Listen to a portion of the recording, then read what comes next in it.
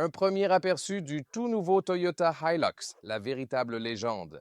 Nous l'avons ici en version diesel, couleur soufre. Couleur très intéressante. Et on va aussi jeter un coup d'œil au VE, la nouvelle version tout électrique, ici en couleur cendre. Et on va comparer les deux versions et vous dire ce qui est nouveau sur le Toyota Hilux. Extérieur, intérieur, sous le capot et toute la techno avec Thomas sur Auto Full en 4K, plein écran en entier. C'est parti. On a une nouvelle face avant qui rappelle le Toyota Tacoma. Là, le moteur thermique a une calandre avant ouverte. Vous voyez, tout se fond naturellement sans la moindre rupture grâce à la couleur. Et puis la barre horizontale ici avec un énorme lettrage Toyota vraiment imposant et marquant. Et ensuite la signature lumineuse mise à jour juste là. Aussi un look très robuste dans la partie inférieure. En comparaison directe, l'angle d'approche du diesel et de l'électrique reste tout à fait identique. Et passage à gué, 70 cm, 28 pouces. C'est assez massif. La garde au sol, c'est la différence. Avec le diesel, 30 et 1 cm, 12 pouces. Elle est 10 cm plus basse avec la version électrique. Donc si la garde au sol est le critère, il faudra rester sur le diesel. Des jantes 18 pouces, on les a bien ici pour ce modèle. Bientôt 17 pouces sur l'électrique. La longueur, 5,32 mètres, 209 pouces. La 9e, Jen garde la finition cuir, ça n'a pas changé. Et ici, c'est la double cabine, qui est aussi la version majoritaire sur le marché européen. Évidemment, selon les marchés, il existe aussi différentes versions. Par exemple, la cabine simple avec une benne plus longue et ainsi de suite, bien sûr. Design modernisé à l'arrière avec les feux arrière. Et encore une fois, super robuste. Je veux dire, ce lettrage Toyota, il est vraiment si grand. Ça a l'air vachement massif, non? Ici, tu peux monter sur les marches. Mais ce qui est le plus spécial, c'est le côté. Ils ont donc ajouté ça. Comme ça, tu n'es plus obligé de monter sur la roue maintenant. Tu peux aller ici, faire quelque chose sur le plateau de chargement, sortir ou mettre des trucs et tout. C'est toujours très drôle. Parce que quand tu montais sur la roue, si c'était mouillé ou un truc comme ça, tu pouvais glisser. Pour le diesel, la capacité de remorquage reste de 3,5 tonnes et la charge utile est 1 tonne. Toutes les versions n'ont pas le support hydraulique ici. Donc même cette version qui est déjà assez haut de gamme, tu sais, n'a pas le support hydraulique ici. Donc c'est vraiment plutôt lourd. Et ici, la charge utile, c'est 1 tonne. Pour le diesel, 750 kg. C'est pour la future version électrique. Voilà pourquoi j'ai ma règle ici. Donc, la longueur de la benne avec la double cabine, on est à 1,50 m, soit 59 pouces jusqu'ici, mesuré précisément. Et puis la longueur ici dans la largeur à l'endroit le plus large. Donc, c'est environ à peu près, voilà, ça fait environ 59 pouces, soit 1,5 m. Donc, ouais, c'est plutôt cool. Et ici, entre les passages de roues, c'est aussi important à connaître. Donc là, 39 pouces, non, plutôt 41 pouces, soit environ 1,50 m. Très facilement utilisable, clairement. On peut bien sûr indiquer d'autres spécifications pour le robot si besoin. Celui-là, évidemment, fait toujours très costaud. Et ici, vous avez ces charnières supplémentaires qui permettent aussi d'arrimer des trucs à l'arrière. C'est aussi important. Transmission intégrale comme on l'attend d'un Hilux. Elle est vraiment parfaitement conçue et taillée pour le tout-terrain. Regardons le moteur. On est au salon de l'auto de Bruxelles. Et oui, les gens se demandent pourquoi je traîne cela, ma fameuse règle. Ouais, c'est simple. Je voulais bien sûr mesurer ici pour vous précisément la benne du Hilux à la fameuse façon autogefühl. Ouais, le salon de l'auto de Bruxelles est devenu de plus en plus grand au fil des ans. Entre-temps, nombreux constructeurs participent. On y va. On installe ça. C'est intéressant que tu doives. Ouais, je ne suis pas sûr que ce soit une bonne idée de le mettre comme ça parce que tu. Ou sinon, tiens-toi ici, quand tu ouvres le capot, il y a beaucoup d'amortissement sur le capot. Regarde, le nouveau Hilux a plus d'insonorisation ici. Pour cette génération, ils disent avoir amélioré l'insonorisation. Celle-ci, 2,8 litres turbo diesel, 4 cylindres. Ils ajoutent un système MHEV 48 volts. Donc il y a la batterie 12 volts et en plus la batterie 48 volts aussi. Et ce système d'hybride léger devrait accroître l'efficacité et tout ça. On verra ça quand on pourra le conduire, en fait. 0 à 100 km par heure en 10,7 secondes. La version électrique EV est en fait un peu plus rapide. Donc celui-ci devrait être juste en dessous des 10 secondes avec une transmission intégrale à l'avant et à l'arrière. Mais la plupart, bien sûr, opteront encore pour le turbo-diesel ici parce il sert au remorquage sur les chantiers et ainsi de suite. Donc la plupart opteront encore pour cette version que vous voyez ici. Et voilà. Et qu'est-ce qu'ils ont encore amélioré?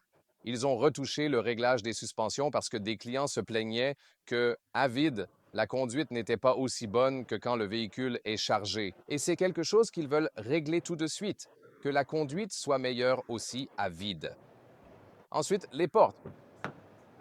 Un bon bruit de fermeture.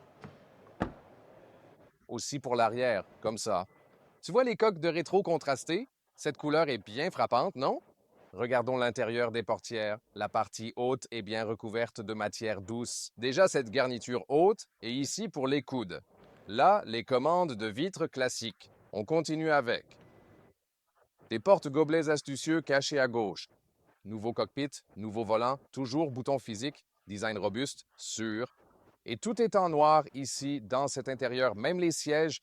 En haut, on a genre une partie perforée qui donne un côté plus travaillé. Bientôt, nous verrons votre niveau de confort. Bienvenue dans le cockpit du nouveau Hilux. Deux écrans 12,3 pouces, instrument, et ici ce nouveau format grand écran. Qu'ont-ils d'autre amélioré? Ici, la direction électro-cerveau pour la rendre plus maniable. Frein à main électrique. Juste ici, donc on n'a plus de frein à main manuel. Les conducteurs tout-terrain pourraient râler, mais il y a aussi cet arrêt automatique qui, quand tu t'arrêtes, tu sais, en côte, t'empêche de reculer, alors ça ne devrait pas poser trop de problèmes. Et jetons un œil un peu plus au cockpit ici. La partie haute est assez dure. Ici, de jolies ouvertures. C'est une boîte à gants haute. Ensuite, encore des porte-gobelets juste ici. Et la boîte à gants en bas est aussi amortie. Elle est bien amortie à la chute. Et vous avez encore des commandes manuelles ici, par exemple pour la clim, la vitesse du ventilateur et tout ça. Donc c'est facile à régler aussi en conduisant. Là, l'écran a aussi les boutons plus et moins pour le volume directement dessus. Et bien sûr, on peut brancher son tel ici, Apple CarPlay ou Android Auto. Le reste du système d'infodivertissement est plutôt basique. Il y a aussi un GPS embarqué sur cette version si vous préférez quelque chose de bien robuste et massif. Levier de vitesse auto, toujours la boîte auto à 6 rapports. Ici, tout en bas, c'est le mode de conduite normal. Au-dessus, des chargeurs USB-C. En conduite routière normale, on voit aussi ces instruments numériques de 12,3 pouces.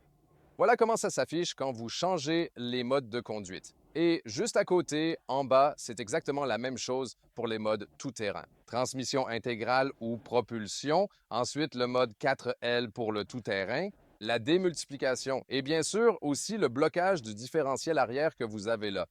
L'aide à la descente, et ça c'est l'auto start-stop qui coupe le moteur. Et ici aussi, la désactivation de l'ESC. Donc vous avez tout sous contrôle et d'ailleurs ici aussi un bouton dédié au volant chauffant.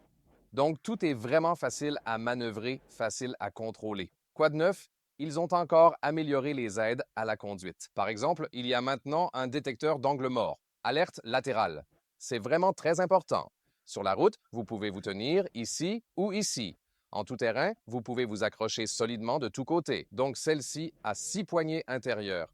Léa l'apprécierait vraiment sans aucun doute.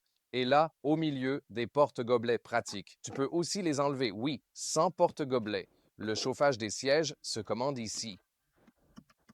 Ouais, des interrupteurs vraiment sympas. Que tu peux aussi écouter facilement. Alors ici, c'est aussi doux pour ton coude. On replie celui-ci, plus d'espace en dessous. Prise 22 volts.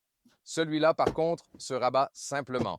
Donc, ouais, c'est un nouveau cockpit. Mais bon, disons, ce n'est pas une voiture bon marché, mais la qualité intérieure n'est pas non plus premium, pour ainsi dire, loin d'être vraiment haut de gamme en réalité. Tu sais, c'est ça avec Toyota, leur fiabilité est toujours au top, vraiment. Mais l'intérieur, c'est quoi? Oh, ouais, moyen. Il y a des bons points, mais on voit bien que ce n'est pas un intérieur premium. Je le dis, garde au toit, ma taille est de 1,89 m, il reste encore un peu. Beau plafond bien lumineux ici aussi dans ce cas. C'est doux ici aussi, la housse, mais il n'y a pas de miroir. Celui-ci couvre bien, mais on ne peut pas l'agrandir. Ici, côté passager, il y a un miroir. Par contre, celui-ci n'a pas de lumière. Allez, on va regarder l'arrière. Voilà ma position de conduite ici. Le volant se règle en profondeur et en hauteur, donc vous pouvez l'ajuster facilement. Et ça aussi, c'est vraiment agréable la façon dont on peut le contrôler. Allez, maintenant, on passe à autre chose. Ouais, ça, je pense que ça se conduirait comme ça probablement. On passe tout de suite à la double cabine à l'arrière. Je rentre parfaitement bien ici. Attends un peu, il n'y a pas 6 poignées, il y en a en fait 8. Parce qu'il y en a encore bien plus que ça. 1, 2, 3, 4. 4 de chaque côté. Donc au total, 8 poignées à l'intérieur. Comme ça, tout le monde peut se tenir bien partout ici. C'est excitant, non? Ouais, donc on a assez de place. Et puis, chauffage des sièges arrière aussi sur cette finition haut de gamme. 2 prises USB-C au milieu.